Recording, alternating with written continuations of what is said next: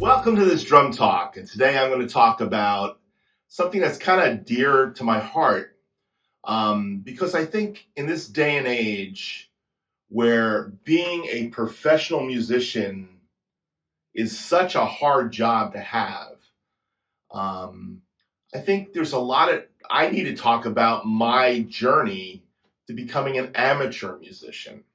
And when I say amateur, that invokes in most of you, it evokes in the professionals who watch me the idea of, well, you're not at the highest level.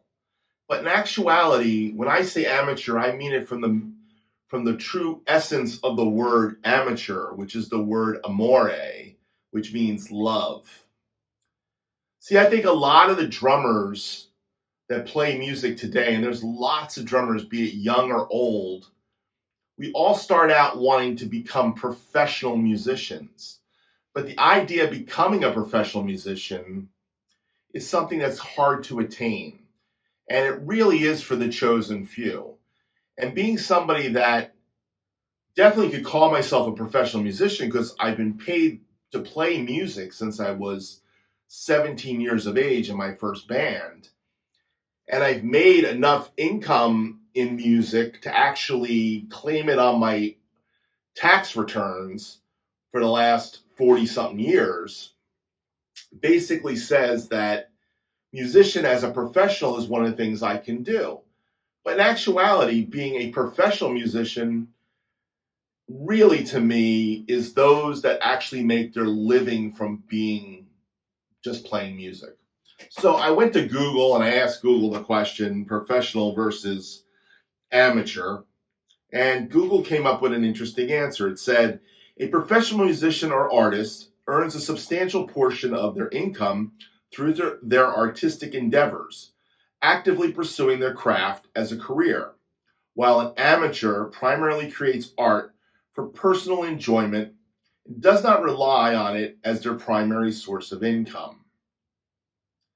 Now, they also go on to note, the key distinction lies in the level of commitment to making a living from their art, not just the quality of their work. So, a lot of times when we hear the term amateur, what amateur means to people, there's another definition. Amateur, a person who does something for enjoyment. Or we use the term amateur to say a person who lacks skill. I'm not talking about a person who lacks skill, because I don't believe that I'm a person who lacks skill, and I believe there's a lot of drummers out here on YouTube that have been musicians their whole lives, but have never been able to derive a substantial portion of their income from playing music. And the guys that are my heroes are the guys that did that. And there was a heyday of making music and earning a living from it. It was back in the time of the 50s, 60s, 70s, 80s, 90s, and there are still guys today making a substantial amount of money from music, but it's not from one source of music. And I don't know if it was ever from one source of music. I mean, if you're in a rock band and your primary income is playing in that one band, then I guess that's your primary source of income is that one band. But most of the musicians I loved and knew were drawing income from many different sources. And that's what it meant to be a professional musician, to play with many different people. That's why when I was 15 years old and I started taking drum lessons, my early drum teacher said, well, you need to learn this beat so you can play this kind of wedding gig. And you need to learn this beats in case you're asked to play a show so you can understand what swing is, what waltz is.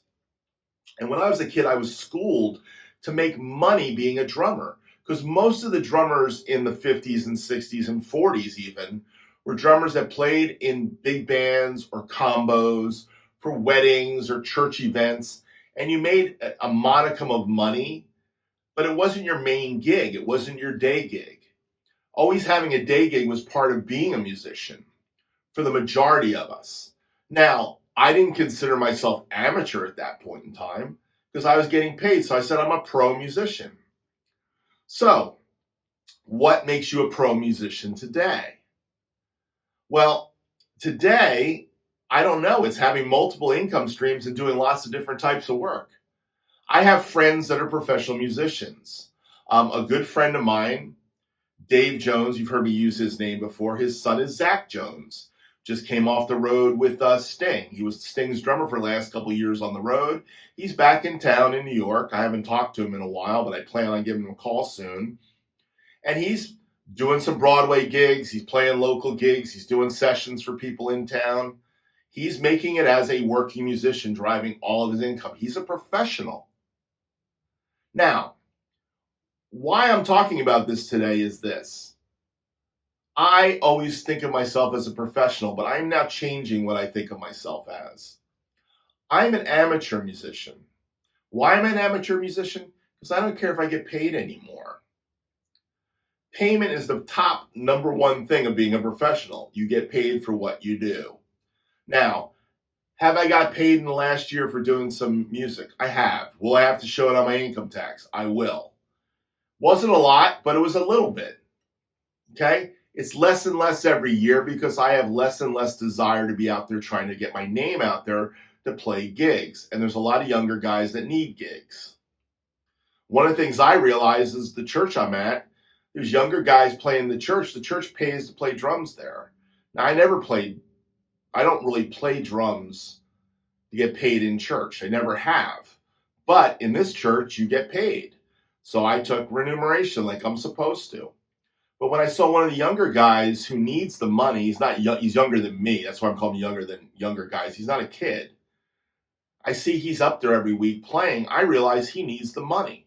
So for me, it's like I'd rather sacrifice the gig and let him play than me try to push my way into a gig at least once a month so I make some of the money. I'd rather give the money to him because I've had my period of time where I made money, in music. And I knew what it was like when I needed those gigs to live. One of the most interesting aspects of my life, those of you who don't know my life, is that I was a working musician at 17. I started doing freelance club dates, weddings, parties, 18, 19 in college, all through my time I was 40 years old. I got married at 22 years of age. Had an instant family that day because my wife had a daughter, who's my daughter, and I was off to the races. Within the first year, we had a son, and all of a sudden I had 2 kids, and then 3 years later I had a daughter, and all of a sudden I had 3 kids. And I'm 27 years old. I got 3 kids, and life is just moving on. I needed those gigs to make the money back then. That's what I was doing. I was in a band that was going to go to Nashville and do a record that year. I was playing in all kinds of subbing gigs for people in town, and I had a wedding band. And I was playing in church. So with all that stuff to be said, I was doing a lot of music. You could have said I was a pro at that point. I was getting paid for it, but I wasn't deriving my main source of income from playing those gigs. So today, 2024, at 64 years of age, I can proudly say I'm an amateur. I'm an amateur musician because I'm doing it for the love of music. I think a lot of the drummers that are older here on YouTube, who I speak to a lot of you guys, do it for the love of it. I talk about this a lot about why do you do YouTube? Some people think you do YouTube so you can somehow have an income stream. And maybe some of you will, but not all of you are Rick Beato. Okay? Being a Rick Beato is tough. Now, Rick Beato hit it. We started around the same time, Rick Beato and I, on YouTube in earnest. Rick Beato shot off. He's just a monster musician. And he's been a professional musician his whole life. No doubt about it. He's done a lot of different things. And I love the success of his channel and the ability it gives him to go places and talk to people. But in actuality, there's a lot of room for us little guys that just love playing music and getting our music out for the love of it. So, and by the way, all the manufacturers of instruments, they sell to the little guys that do it for the love of it. So amateur is not a bad word, is what I'm saying. I used to call myself semi-professional because I knew I was deriving part of my income from making music. But in actuality, I think amateur is the more appropriate term because amateur means I do it for the love of what I'm doing. And Google goes on to say that. Let me read the Google definition as I go down. Some points to consider. Um, they did talk about the semi-professional category, but the idea of the love of the music is critical here when we talk about this. Um, the word amateur comes from the French word amateur, which means lover. So doing something for the love of it has a lot of value. So don't say to yourself, I do this, I play music and I'm not a professional musician. If you're playing music and you love it and you say I'm an amateur, that doesn't mean you're not a good musician. It doesn't mean you're not somebody that cares about doing the best you possibly can. What it means is you love playing the music and do it for the enjoyment of it. And there's a lot, when you've been a professional musician for years, it's hard to go back and say to yourself you're an amateur, because I don't treat the instrument like I'm an amateur. Every time I get behind a drum kit, I'm giving you everything I have because I want to play it the best I possibly can at the highest level I can. I think that's the real difference. I have a professional mindset, but today, I guess I'm an amateur. So I'd love to hear your thoughts on this. I'd love to hear what you think about the idea of professional versus amateur. Um, I'd love to get your take on it, because I think that being one that derives the majority of their income from one source or from one activity, that's technically what a studio musician did, from one activity. I'm a drummer in the studio, that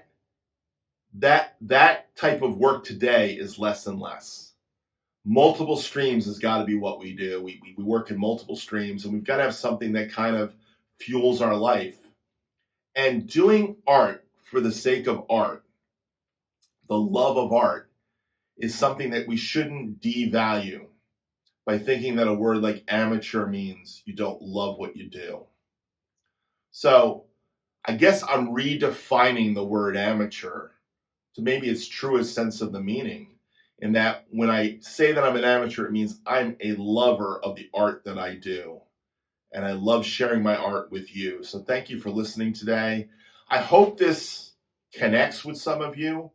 I hope it helps you to be inspired to continue on learning, growing, doing the best you possibly can, because that's the truth of the matter. The truth of the matter is, if you play an instrument and you love music and you love listening to music, you keep playing it to the best you possibly can and keep learning and growing. And there's nothing wrong with doing it for the love of the art. Anyhow, thanks for listening.